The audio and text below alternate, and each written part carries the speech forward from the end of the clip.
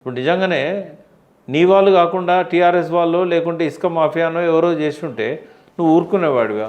అంటే ఇసుక మాఫియాతో మీ వాళ్ళకు సంబంధాలు ఉన్నాయి కాబట్టి పెద్దపల్లి నుంచి ఎమ్మెల్యే పోయి చెప్తాడు తరుముల దగ్గర.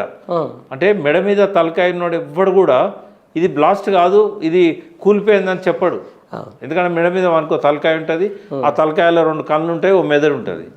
కానీ ఆ పెద్దపల్లి ఎమ్మెల్యేకి ఉన్నదో లేదో తెలియదు నాకు. ఆయన పోయి అంటాడు ఇది కూలినట్టుంది. కూలడానికి కొట్టుకపోవడానికి తేడా లేదా?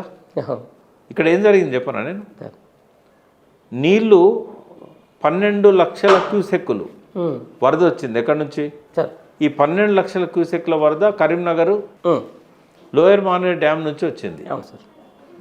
1,10,000 క్యూసెక్కులు అంటే 10 టీఎంసీలు. 12 లక్షలు అంటే 100 టీఎంసీలకు పైన అంత వరద పోయింది దాని మీదకి వెళ్ళి. ఇంత కూడా చెక్కు చెదరలే.